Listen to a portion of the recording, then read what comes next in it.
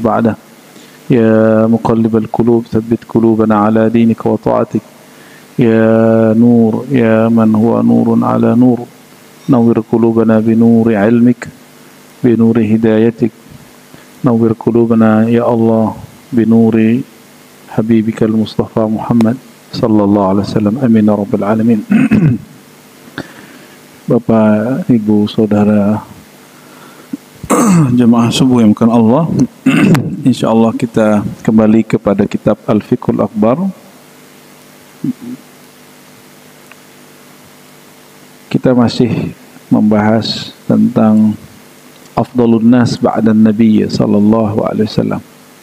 Kajian mengenai salah satu tema cabang, ini bukan tema pokok dalam akidah Ahlussunnah, yang ditulis oleh Al-Imam Al-A'zam yang bernama Abu Hanifah. Imam Abu Hanifah yang wafatnya tahun 150 Hijriah, dan boleh dikatakan ini kitab tertua dalam akidah, dan keliru orang yang menghukumi kitab ini dengan periwayatan ahli hadis lalu mengatakan kitab ini tidak sahih kepada Abu Hanifah, karena ini bukan hadis Nabi, ini hanya kalam seorang imam, maka penerapan takhrij hadis tidak berlaku kepadanya. Afdalun nas ba'dan Nabi sallallahu alaihi wasallam. Mari kita baca suratul Fatihah. Semoga Allah membuka hati pikiran kita semua dan terhubung hati kita kepada qalbu Nabiyyina Muhammad sallallahu alaihi wasallam. Ala hadhihi wa likulli niyatin salihah. Al-Fatihah. Bismillah.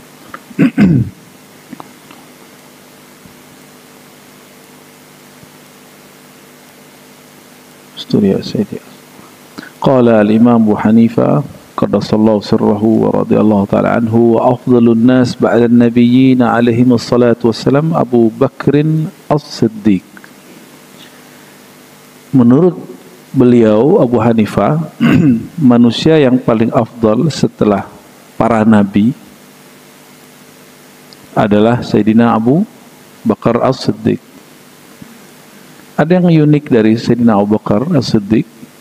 Beliau ini dalam hadis Tabarani, hadisnya Hasan, Sayyidina Ali berkalam, wahai Abu Bakar, sammakallah, engkau dinamakan Allah, minas sama, dari alam langit. Alam langit itu ada dua, malakut dan jabarut. As-Siddiq, dengan nama Siddiq. Jadi itu ada di kitab Al-Mu'jam karya Al-Imam Al-Hafiz At-Tabarani. Ini salah satu imam al-hadis yang juga mu'tamad ya. Mungkin kita sering dengarnya ada Sahih Bukhari, Muslim, enggak. Di Al-Bukhari, Muslim itu banyak sekali kitab-kitab hadis yang tidak dipelajari oleh orang awam, bahkan oleh ulama fikih atau akidah. Dan alhamdulillah al-faqir kami diizinkan Allah untuk mengkaji dan mendalami kitab-kitab tersebut. Tapi core saya secara akademisi tetap akidah di kampus ya. Tapi di ma'had kami mengajarkan hadis dan akidah. Tapi di surau saya belajar ilmu tasawuf. Karena bagi saya tiga ilmu ini tidak boleh dipisah. Ilmu ini harus digabung. Karena Rasulullah SAW tidak pernah memisah-misahkan, mendikotomi ilmu. Bagi beliau ilmu itu sumbernya satu, al-haqqu mir rabbik. Kebenaran al-haq itu dari Allah hanya satu. Cara memahaminya boleh banyak, tapi sumbernya hanya satu. Sayyidina Abu Bakar As-Siddiq dari kalangan orang tua, sahabat tertua yang pertama kali masuk Islam adalah Abu Bakar As-Siddiq. Adapun dari kalangan anak muda, Sayyidina Ali belum baligh. Itu dalil bahwa Islam orang yang belum baligh itu sah. Kemudian dari kalangan perempuan itu Sayyidatuna Khadijah. Dari kalangan luar ahli Makkah itu Abu Dzar Al-Ghifari, saudaranya lalu ibunya. Ya, begitu riwayatnya. Sehingga Abu Dzar mengatakan, ana khamisuhum islaman. Aku adalah orang yang lebih awal masuk Islam, lebih kurang yang kelima setelah Abu Bakar Khadijah, Ali, Waraqah, lalu aku. Itu kata Sayyidina Abu Dzar Al-Ghifari. Dan Sayyidina Abu Dzar, Abu Bakar Siddiq, Khadijah, Ali tidak pernah syirik sebelum Islam. Dan mereka sudah Islam berarti. Tapi Islamnya masih Islam Hanifiyah, Islam Ibrahimiyah, belum Islam Al-Muhammadi, Sayyidina Muhammad sallallahu alaihi wasallam. Dan orang yang begitu mendapatkan ajran, dapat dua keutamaan pahala sekaligus, karena telah bertauhid sebelum ketemu Sayyidina Muhammad SAW dan meneruskan tauhidnya setelah jumpa dengan Nabi Muhammad sallallahu alaihi wasallam. Lalu Sayyidina Umar bin Al-Khattab Al-Faruq. Sayyidina Umar bin Al-Khattab ini adalah orang paling kafir yang masuk Islam. Maka kita tidak boleh juga memastikan orang kafir itu pasti kafir selama-lamanya. Siapa tahu dia masuk Islam. Dan beliau berdoa, ya Allah kuatkan Islam dengan dua Hisham. Ini dua tokoh gitu. Dan salah satunya adalah Sayyidina Umar. Jadi Nabi itu tidak pernah mendoakan hancurnya Abu Jahal, Abu Lahab, sampai Allah yang kemudian melaknat Abu Lahab. Tabbat yada Abi Lahabi wa tabba. Bapak Ibu coba lihat, Abu Lahab itu artinya menyala-nyala, orang yang emosional, suka menyebar gosip, suka mengadu domba, itu Abu Lahab. Dan dia dibantu istrinya disebut Hammalatil Hatab. Hammalah artinya pembawa, hatab itu kayu. Jadi yang melahap ini, yang manas-manasin ini Abu Lahab, bahan bakarnya dibumbui oleh istrinya sendiri. Berarti yang tukang memberi bahan bakar untuk gosip, untuk menyebar kebencian, itu perempuan. Jadi kalau laki ada begitu, itu laki-laki bersifat keperempuanan. Hati-hati, ya. Dan Nabi tidak pernah mau mendoakannya, bahkan tidak pernah menghina keluarganya. Wallahi, istri beliau sangat benci kepada Rasulullah, tapi anaknya Islam. Anaknya Abu Lahab Islam, perempuan. Maka ketika anaknya jalan-jalan melewati satu tempat, itu para sahabat menghina dan mengatakan, ya binta Abi Lahab la'natullah alaih, wahai anak orang terkutuk, yaitu Abu Lahab. Walaupun dia tahu bapaknya terkutuk, Allah yang mengatakan tabbat, tapi cukup Allah yang mengatakannya, kalian tidak usah katakan. Kira-kira gitu maksud beliau. Akhirnya anak beliau datang kepada Nabi Muhammad SAW mengadukan, ya Rasulullah, aku merasa sedih, tersakiti karena ayahku dihina. Ayahku sudah mati dan dihina. Maka beliau kemudian panggil itu orang yang menjelek-jelekan, yang menghina, yang menyakiti orang hidup karena dosa orang mati. Apa kata beliau? La tu'zul ahya bil amwat. Jangan pernah sakiti orang hidup karena dosa orang yang sudah mati. Mengungkit-ungkit, misalnya hari ini saya tidak sepakat dengan cara-cara orang mengkritisi bab nasab, mengungkit-ungkit masa lalu sebelum Indonesia berdiri. Ya, itu kalau diungkit-ungkit semua, orang Jawa juga ada yang ke Belanda-Belandaan, ya enggak? Ya, sebagaimana ada orang Yaman yang pro kepada pemerintahan VOC. Jadi orang-orang hari ini fokus saja di nasab, gak usah bab politik, apalagi mengungkap masa-masa. Selalu Bapak lihat hari ini debat-debat nasab, lalu ngungkit Habib Utsman bin Yahya, disebut penjilat apa, itu menyakiti keturunannya. Seharusnya kalimatnya tidak begitu. Harus kalimatnya lebih arif dan bijak. Toh yang lagi berdebat ini sama-sama mengaku zuriat Nabi Muhammad SAW. Kalau ada di antara Bapak Ibu yang zuriat Nabi Muhammad, ya mohon maaf, tunjukin dong akhlaknya. Akhlak sang Nabi itu mana yang ada di darah antum itu. Jangan belagulah dengan nasab itu. Kita hormat dengan orang bernasab, tapi inna akramakum indallahi atqakum. Yang paling mulia bukan ansabakum, tapi atqakum. orang yang bertakwa. Takwa itu fis sudur. Nabi sendiri yang mengatakan takwa itu di dada, bukan di darah. Ya, tapi ala kulli hal kita doakan semoga mereka yang bertengkar ini ada orang yang mengislah mereka. Karena dalilnya wajib di Quran, fa aslihu baina akhawaikum. Maka islahkanlah antara saudara-saudara kamu. Thumma Utsman ibn Affan dzun nurain. Kalau Sayyidina Umar gelarnya Al-Faruq. Al-Faruq ini berarti pembeda. Pembeda hak dan batil. Maka Sayyidina Umar sering memberikan inspirasi kepada Nabi dan Nabi terima. Ya, dan Nabi tidak tolak. Bagi orang Syiah itu dianggap Umar kurang ajar. Contohnya gini. Sayyidina Abu Hurairah, Nabi perintahkan, ya Abu Hurairah, kamu sampaikan kepada orang di belakangmu, man qala la ilaha illallah mustaiqinan min qalbihi dakhala al-jannah. Siapa yang baca la ilaha illallah penuh yakin di kalbunya pasti masuk surga. Akhirnya Sayyidina Abu Hurairah dan disuruh pakai sendal Nabi. Bayangkan Sayyidina Abu Hurairah itu diizinkan menggunakan sendal terompah baginda Nabi Muhammad SAW. Berjalanlah. Akhirnya beliau ketemu orang baca Qulu la ilaha illallah, qulu la ilaha illallah, qulu la ilaha illallah. Ketemulah Sayyidina Umar, digampar oleh Sayyidina Umar. Apa kata beliau? Benar kamu ketemu Rasulullah dan Rasulullah mengajarkan itu. Tahu nggak kamu akibatnya apa?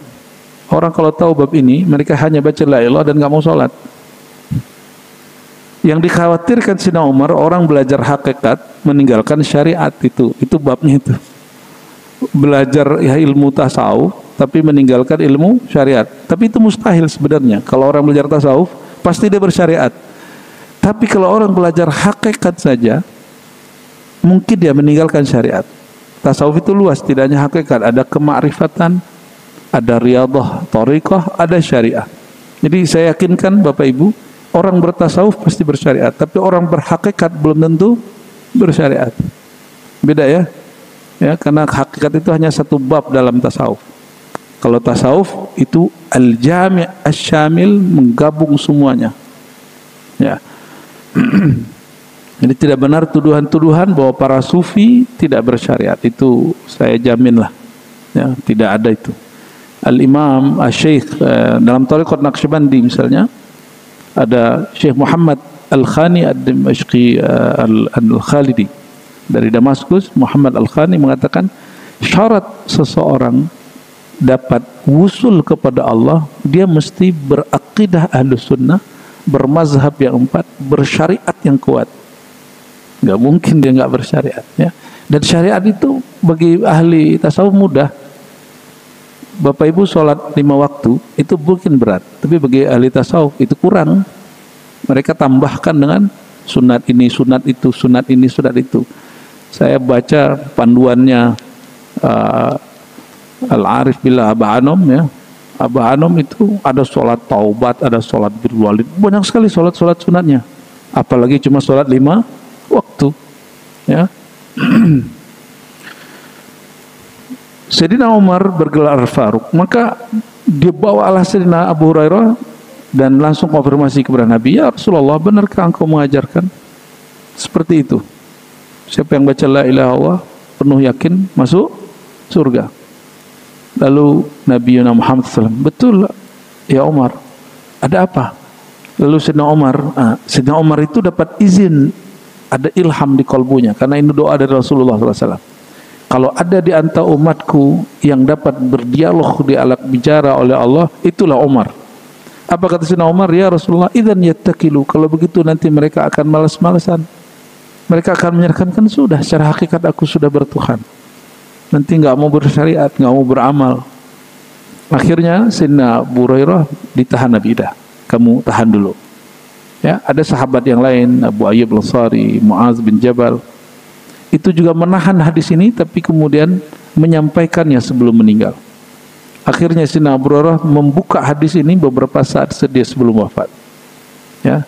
Tapi sekarang kita boleh buka lagi karena sudah tahu kisahnya, ya. Allahumma shalli ala Sayyidina Muhammad. Itulah yang disebut Umar Al-Faruq. Ibu-ibu ini pakai jilbab, itu berkah Sayyidina Umar. Dulu perempuan ini nggak jelas bajunya.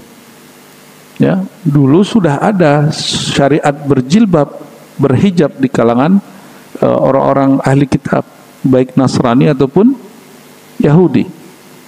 Lalu oleh Sayyidina Umar, beliau dapat ilham juga, ya Rasulullah, ya, sebaiknya perempuan itu begini pakaiannya. Maka turun ayat membenarkan Sayyidina Umar. Kenapa? Sumber ilham Sayyidina Umar dikonfirmasi dan diverifikasi, divalidasi oleh Sayyidina Muhammad sallallahu alaihi wasallam. Thumma Utsman ibn Affan dzun nurain. Lalu sahabat ketiga yang mulia adalah Utsman bin Affan dzun nurain. Sayyidina Abu Bakar Siddiq putrinya dinikahkan dengan Nabi. Umar juga putrinya, ya, Hafsah. Hafsah itu janda muda dinikahkan dengan Nabi SAW. Mereka begitu cara mencintai nabinya, hartanya dikasih, anaknya pun kalau mau kasih. Ya. Sayyidina Utsman terbalik, Nabi sayang kepadanya dan Nabi mengatakan nikahi putriku. Meninggal putrinya satu, itu putrinya Sayyidina Utsman ini tetap dihitung ahli Badar meskipun tidak diizinkan ikut perang Badar. Kenapa? Karena sedang mengurusi putri Nabi dalam perjalanan hijrah. Belum sempat hijrah itu, masih di Mekah. Ya, baru sampai di Mekah dan lama baru sampai di Madinah, ya. Dan Sayyidina Utsman kemudian menjadi duda lagi karena putri Sayyidina Muhammad SAW meninggal. Lalu dinikahkan lagi. Apa yang terjadi? Meninggal lagi. Apa kata Sayyidina Muhammad SAW? Seandainya aku masih punya putri yang belum menikah, aku nikahkan kepadamu. Kenapa? Ternyata seorang ayah sangat senang punya menantu tidak pernah memarahi anaknya. Betul ya? Ya. Sayyidina Utsman tidak pernah marah. Orangnya lembut, tapi pendiriannya tegas. Disukai oleh para mertua, disenangi oleh para istri. Maka gelarnya Dzun Nurain, dua nur. Perhatikan, nur, putri Nabi disebut nur. Berarti sumber nurnya siapa? Sayyidina Muhammad sallallahu alaihi wasallam. Maka Nabi Muhammad disebut Nurullah. Muhammad Rasulullah itu kerasulan. Muhammad Nabiullah kenabian. Hakikat beliau adalah Nur. Muhammad Nurullah. Anaknya disebut Nur. Jadi Nur itu hakikat mereka, dan itu disebutkan sebagai putri Sayyidina Nabi SAW yang dinikahkan kepada Sayyidina Utsman. Lalu summa Sayyidina Ali ibn Abi Talib al-Murtada. Jadi gelar Murtada itu bukan gelar orang Syiah, itu gelar orang Islam terhadap Sayyidina Ali, mau dia Sunni ataupun Syiah. Ya, sebenarnya saya tadi buat kitab satu lagi untuk membahas Syiah. Mungkin bulan depan kita bahas Syiah, ya. Dari kitab versi kita dulu, nanti baru versi orang Syiah. Kitab Syiah, akidah Syiah menurut Ahlu Sunnah. Nanti kita konfirmasi akidah Syiah menurut Syiah. Bulan depan lah insya Allah. Supaya Bapak Ibu mengenal Syiah bukan dari orang yang memandang Syiah separuh saja. Nanti kita akan buka. Ya, saya termasuk orang yang tidak mengikuti dan tidak mau mengikuti Syiah, tapi tidak mengkafirkan Syiah. Pendirian saya ini kemudian ditolak oleh orang-orang pergerakan di kampus, bahkan di salah satu tempat saya bekerja dulu, karena dia ikut satu pergerakan yang sangat semangat mengkafir-kafirkan Syiah. Tapi saya bilang, kamu lihat saja nanti, kalian telan ludah kalian sendiri. Ternyata kelompok-kelompok pergerakan Islam ini, saya pencinta Palestina dan mendukung semua orang yang berjuang di Palestina, meskipun saya tidak satu manhaj dengan mereka. Ketika saya mengatakan saya tidak satu manhaj dengan Hamas, bukan berarti saya tidak dukung perjuangan Hamas. Kenapa saya tidak satu manhaj dengan dia? Mereka manhaj pergerakannya Ikhwan Muslimin, dan mereka menyebut dirinya sebagai anak rohani Imam Syiah namanya Ayatullah Khomeini. Makanya meninggalnya di Iran, Ismail Haniyah, ya. Semoga syahid. Karena saya tidak mengkafirkan Syiah. Dan kelompok yang dulu mengatakan saya sesat itu, Karena saya tidak mengkafirkan Syiah, hari ini bela-belain kelompok yang menganggap dirinya adalah anak rohani Imam Syiah. Itu maksud kita, ya. Kalau bagi saya, kullu man syahida la ilaha illallah Muhammad Rasulullah fahuwa muslim. Siapapun bersaksi la ilaha illallah Muhammad Rasulullah, maka dia muslim. Wa in kana wahabiyan, wa in kana syi'iyan, wa in kana sufiyan. Meskipun dia mau wahabi, mau dia syiah, mau dia pun sufi, bagi saya dia muslim. Tapi kita lain jalan, metode kita berbeda. Jangankan Ahlus Sunnah dengan Syiah, NU Muhammadiyah pun cara salat subuhnya sudah beda. Masalah? Nggak ada masalah tuh. Ya, Muhammadiyah tidak berkunut, NU berkunut, karena orang NU menganut 4 mazhab tapi mengamalkan 1 mazhab. Muhammadiyah tidak menolak mazhab tapi tidak terikat dengan mazhab. Ya mirip-mirip lah. Maka seharusnya orang NU itu kalau masjidnya tidak kunut nggak ada masalah, tapi kan ramai juga. Begitu juga sebaliknya, masjid Muhammadiyah seharusnya kalau ada orang kunut biasa aja, tapi faktanya tidak. Faktanya tidak. Jadi cuma kadang-kadang pemanis pergerakan aja. Ya, saya sampaikan ke kawan-kawan saya yang aktivis NU Muhammadiyah, ini kalian ini nggak serius untuk bertoleransi. Ya, sekali sekali sebulan lah nggak pakai kunut kan nggak apa-apa kan. Sebagaimana nanti di Muhammadiyah, di Salafi sesekali lah berkunut. Kan gak ada masalah sebenarnya. Kalau orang mengerti bab ini, asyhadu an la ilaha illallah wa asyhadu anna Muhammadar Rasulullah. Sebelum Muhammadiyah ada, NU ada, Salafi ada, Sufi ada. Itu sudah ada rahmat Nabi Muhammad sallallahu alaihi wasallam lil alamin, untuk semua orang yang ada di alam, bukan hanya untuk orang yang berislam, apalagi cuma satu kelompok. Ya, waktu dulu kita bagi, Syiah itu ada Syiah Zaidiyah, itu dekat dengan Sunni. Syiah Rafidah, Syiah Itsna Asyariyah, Syiah yang membenci sahabat Nabi selain Ali dan beberapa sahabat Nabi saja yang mereka sukai. Dan saya katakan yang pertama, kedua tidak kafir. Yang ketiga, ghulatus Syiah, jangankan Ahlus Sunnah, kelompok Syiah pun mengkafirkan kelompok ketiga. Jadi 1-2 mengkafirkan kelompok yang ketiga. Itu sudah nggak ada di Iran. Namanya kelompok Sabaiyah. Abdullah bin Saba, orang Yahudi yang menyamar masuk Islam lalu menuhankan Sayyidina Ali, mengatakan Jibril salah kirim. Ada juga si Jibril salah kirim, ya. Kalah Jibril sama GNT Tiki Pos. Itu keyakinan yang konyol, dan itu sudah nggak ada. Saya cek semua kitab Syiah yang dan kitab Ahlus Sunnah, ya, baik versi Ahlus Sunnahnya atau versi Syiahnya, mereka semua mengkafirkan kelompok ini. Dan ulama Ahlus Sunnah tidak mengkafirkan kelompok pertama dan kelompok kedua. Waktu kita sampaikan ini sudah dikritik oleh orang pergerakan ini, apa kata dia? Ente kafir. Ya, ente kafir karena tidak mengkafirkan orang yang kafir, itu kafir. Astagfirullah. Saya tanya balik, kamu nilai saya kafir kenapa? Orang Syiah itu mengkafirkan sahabat. Saya bilang nggak ada. Orang Syiah itu menghina sebagian sahabat karena dianggap munafik. Bagi mereka, kalau sahabat tidak munafik, kalau sudah munafik tidak dihitung sahabat lagi. Jadi sebenarnya orang Syiah tidak ada juga menghina sahabat, mereka menghina orang munafik. Tapi orang munafik yang mereka yakini sebagian adalah para sahabat yang kita yakini lurus, itu problemnya. Maka muncul, ini ramai Bapak Ibu, ada Syiah Londonia, tuh. Syiah London. Dia lahir di Kuwait, ya. Orang ini bikin rusuh bahkan di kalangan Syiah. Jadi dia buat, kalau kita buat haul sahabat Nabi, dia buat haul kematian yang terlaknat perempuan terkeji Aisyah, dibuat haul sama dia, ditulis.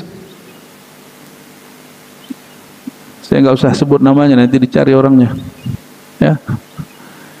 Ya, kita konfirmasi juga kepada teman-teman kita akademisi yang cenderung kepada Syiah, kata dia, oh itu bukan kami itu, bahkan kami menganggap itu kufur.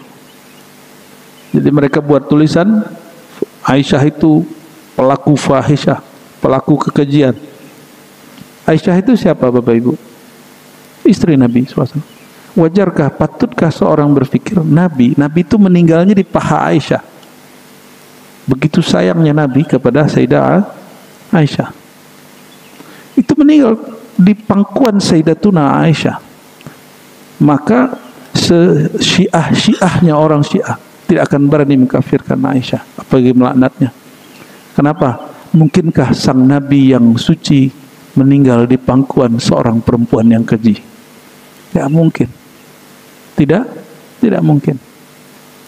Ya, insya Allah bulan depan insya Allah saya bawa kitab ya Ahlus Sunnah yang membahas Syiah, yang kitab yang lebih jadul, lebih dulu, supaya kita melihat Syiah dari zaman kapan gitu ya. Nanti kita bandingkan dengan Syiah yang ada sekarang. Ya. Sayyidina Ali bin Abi Thalib itu keutamaannya disebutkan di dalam Sahih Bukhari, Sahih Muslim. Bahkan kadang-kadang saya sendiri melihat antara kelebihan beliau dengan Abu Bakar, Umar, Utsman itu sulit untuk dinaik-naikin. Mana yang duluan gitu.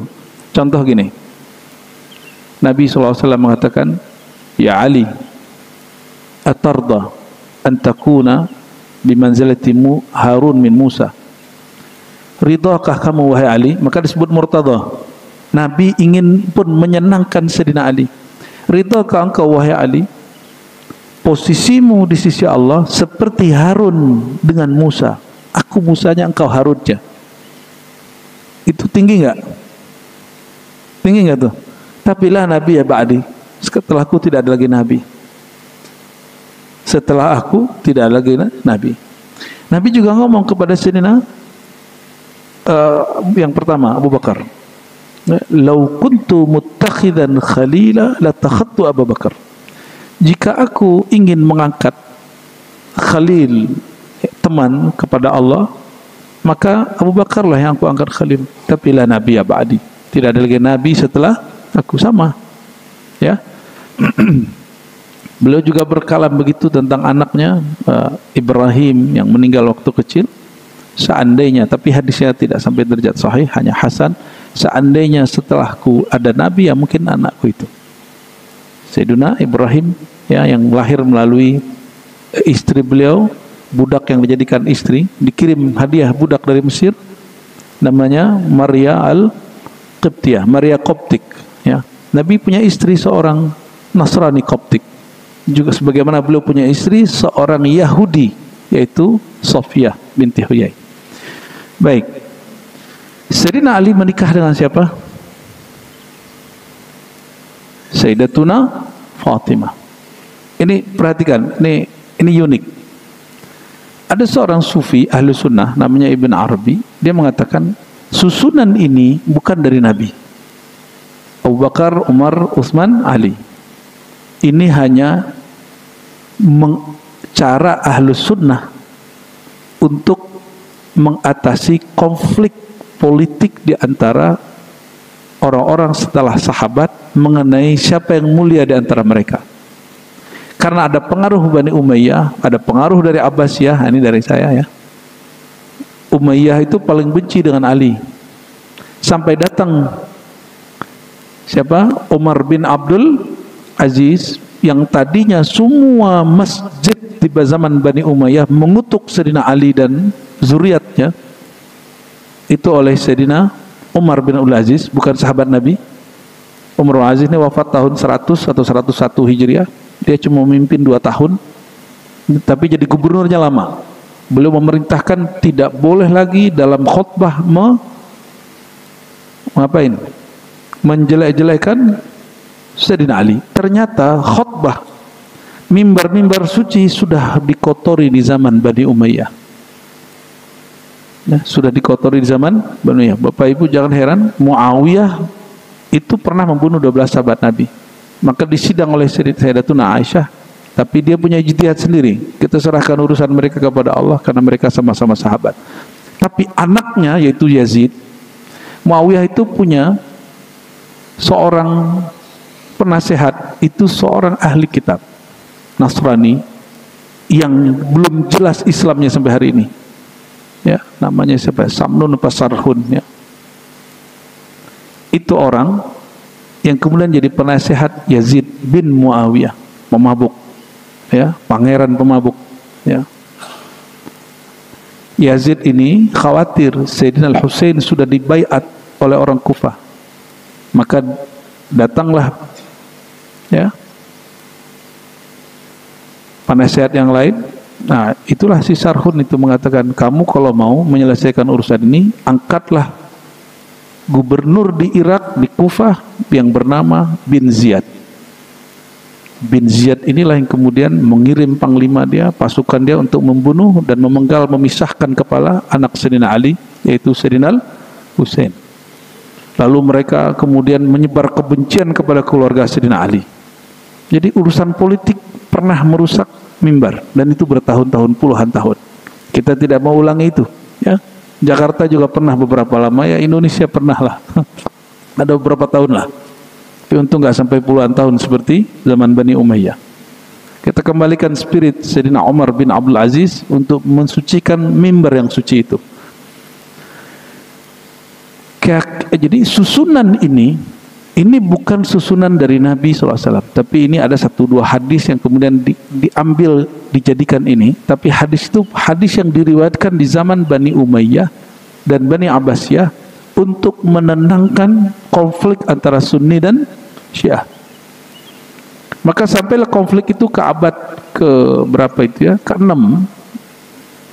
5 dan 6, muncullah seorang imam namanya Ibnul Jauzi, bukan Ibnu Qayyim. Ibnu Qayyim setelahnya lagi, murid Ibnu Taimiyah. Ini sebelum Ibnu Taimiyah. Al-Hafiz Abu Abdurrahman atau Abul Faraj Ibnul Jauzi, beliau lagi ceramah begini, ditanya sama orang, lebih mulia mana, Ali apa Abu Bakar? Itu pertanyaan. Bayangkan sampai abad ke-6 isu ini masih ramai. Beliau tinggal di Baghdad. Beliau tinggal di mana? Di Baghdad. Dan kitab ini imamnya dikubur di Baghdad. Abu Hanifah kuburannya di mana? Di Baghdad. Ya. Katanya di Kufah, tapi kita lihat di infonya ternyata ada di sekitar, udah menjadi bagian, ya. Wallahu a'lam bishawab hakikatnya, apakah itu petilasan atau makam. Apa jawabannya?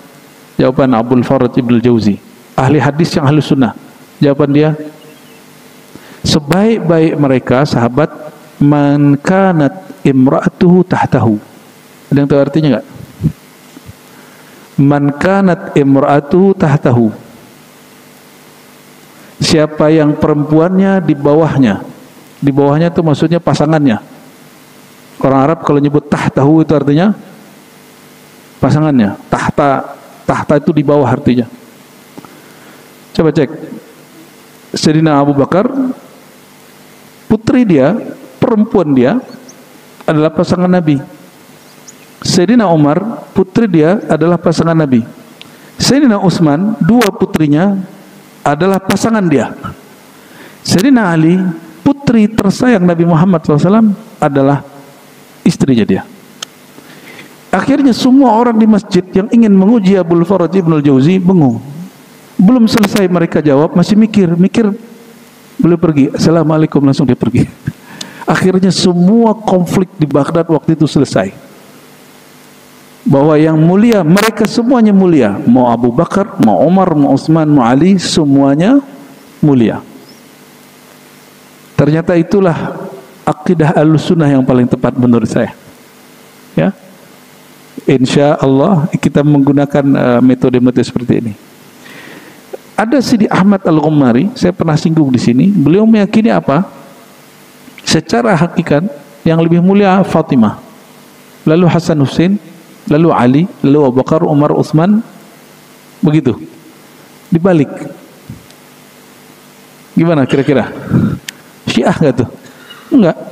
Sidi Ahmad Ghummari salah satu pendiri manhaj Ghummariyah dalam bab akidah dan ilmu hadis. Dia ahli sunnah wal Jamaah, guru daripada Syekh Muhammad Yasin Al-Fadani, gurunya ulama-ulama aswaja di dunia, termasuk negeri kita. Lalu apa kata beliau? Ridwanullah ta'ala alaihim ajma'in ghabirin abidin thabitin alal haq wa thabitin ma'al haq natawallahum jami'an wa la nadhkur ahadan min ashabi Rasulullah SAW illa bi khair. Semoga Allah meridai semua sahabat, mereka ahli ibadah yang istiqamah alal haq, ya.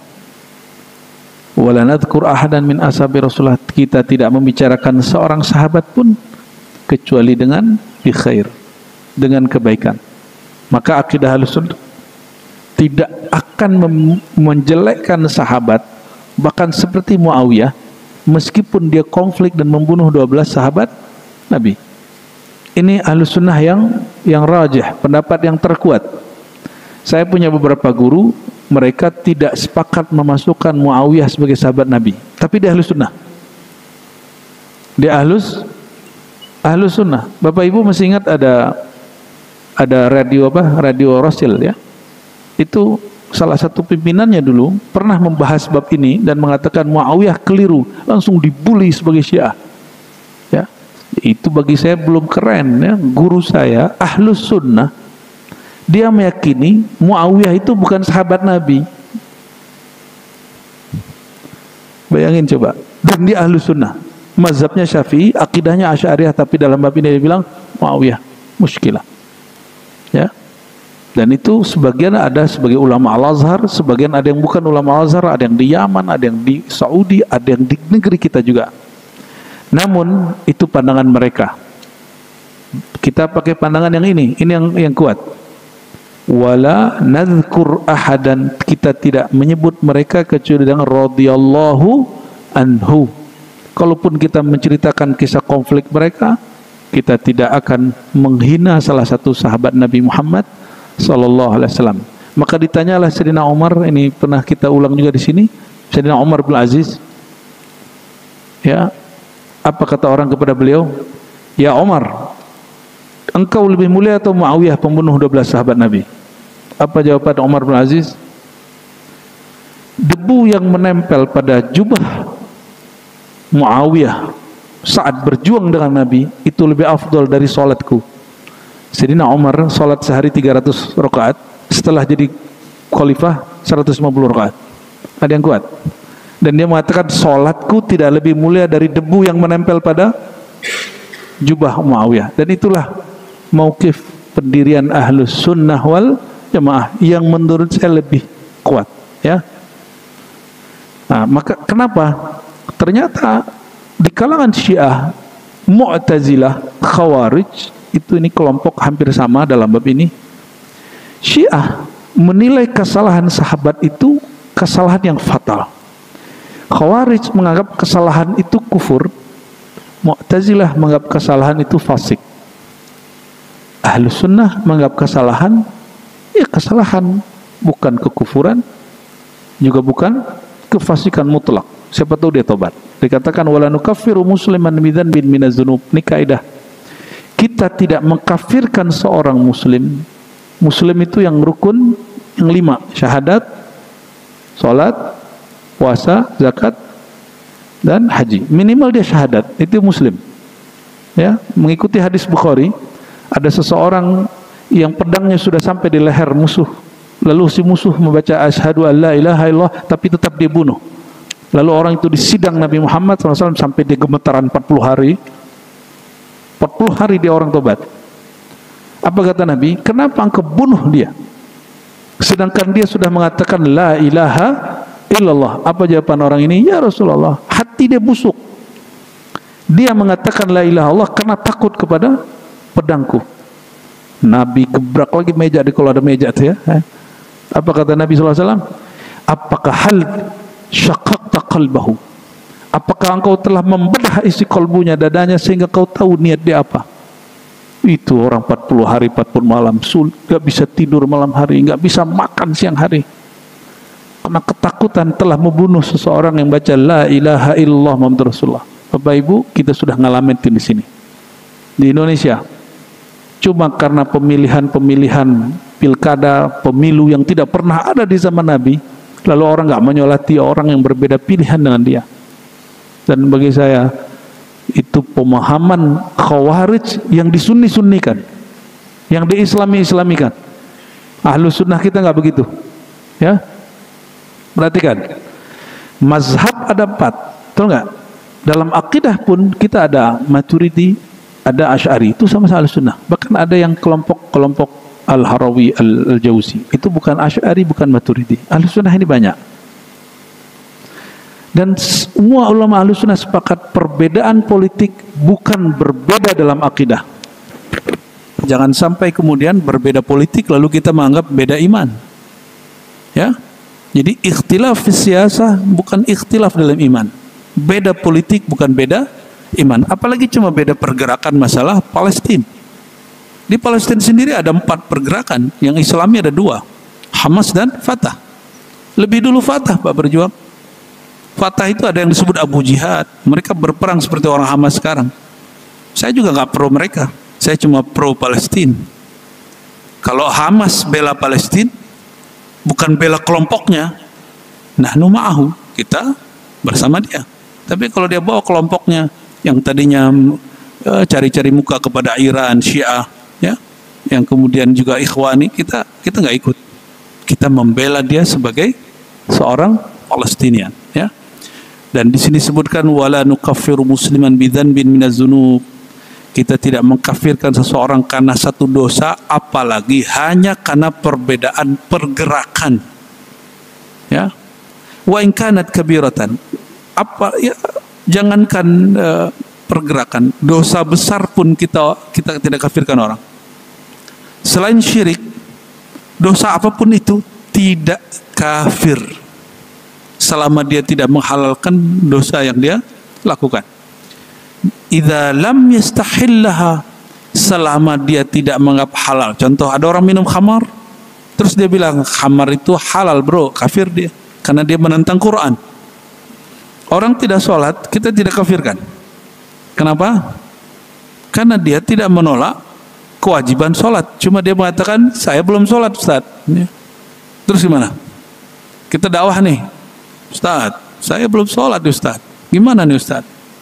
Ya, ente syahadat gak? Syahadat, yaudah belajar dulu lah. Pertama yang Nabi ajarkan setelah orang syahadat apain? Mengenal Allah Subhanahu wa ta'ala. Bukan sholat dulu, bukan puasa dulu. Ya, jangan sampai ntar kayak teman saya habis syahadatin orang Cina, besok bulan puasa disuruh puasa sama Ustadz, 2 hari habis itu dia murtad lagi. Sulit jadi orang Islam katanya. Disuruh puasa gua katanya. Jadi mengajarin orang itu bitadarruj, itu ada dalam hadis Muslim, ya, hadis Bukhari juga. Wala nuzilu anhu ismal iman. Pelaku maksiat tidak kita hilangkan status imannya. Maksiat dia bukan iman, tapi status dia sebagai mukmin hilang nggak? Nggak hilang. Wa nusammihi mu'minan haqiqatan, dia masih mukmin secara hakiki. Wa yajuzu ayyakuna mu'minan fasiqan ghair kafir. Ini akidah Ahlussunnah. Barangkali ada orang mukmin tapi perilakunya fasik, tapi dia tidak kafir. Inilah Ahlussunnah moderat. Ahlussunnah itu tidak mengkafirkan pelaku maksiat seperti Khawarij. Mu'tazilah yang diyakini rasional, mereka mengatakan pelaku maksiat kekal di neraka, tapi tidak kafir. Gimana tuh? Adil nggak? Pelaku maksiat kekal di neraka tapi tidak kafir, tapi juga tidak mukmin. Ini nggak jelas. Mu'tazilah ini ambigu, ya. Kayak orang nggak punya pendirian, tapi itulah pendiriannya. Tidak berpendirian itu pendirian. Dan kita juga nggak seperti kelompok Syiah, karena urusan senang sahabat dan tidak senang sahabat tertentu kemudian melaknat dan tidak melaknat, ya. Jadi walaupun kita beda dengan Syiah, kita beda dengan Mu'tazilah, tapi kita tidak mengkafirkan mereka, kecuali kelompok ghulat, kelompok yang berlebihan. Barangkali itu Bapak Ibu Saudara jamaah subhanallah, Allah, kita beruntung di zaman ini masih diizinkan Allah membaca kitab-kitab yang tua, kitab-kitab yang ditulis satu abad setelah Nabi Muhammad sallallahu alaihi wasallam.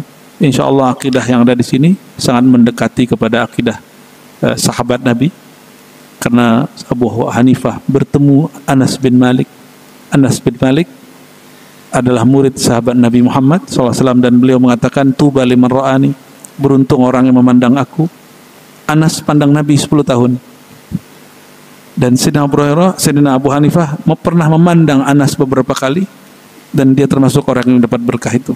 Semoga kita dan baca kitab beliau juga mendapatkan keberkahannya.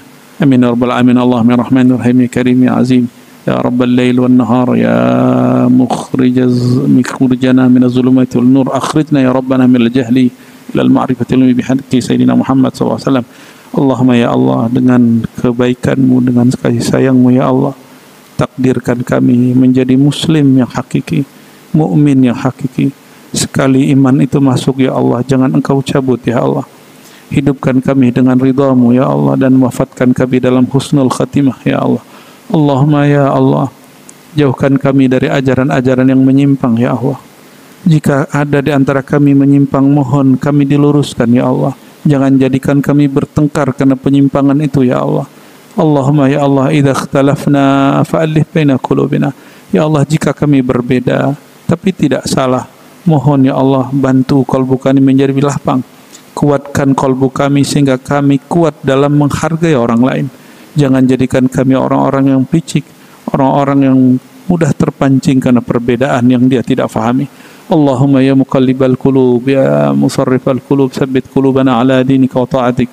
Terakhir ya Allah, pagi ini dengan berkah pengajian ini, dengan berkah kemuliaan kewalian Imam Abu Hanifah, dengan berkah kenabian Nabi Muhammad sallallahu alaihi wasallam, maka tetapkan hati kami alad din, alal Islam, dalam agama Engkau, agama Islam. Inna ad-dina indallahi al-Islam. Rabbana atina fid dunya hasanah wa fil akhirati hasanah wa qina adzabannar.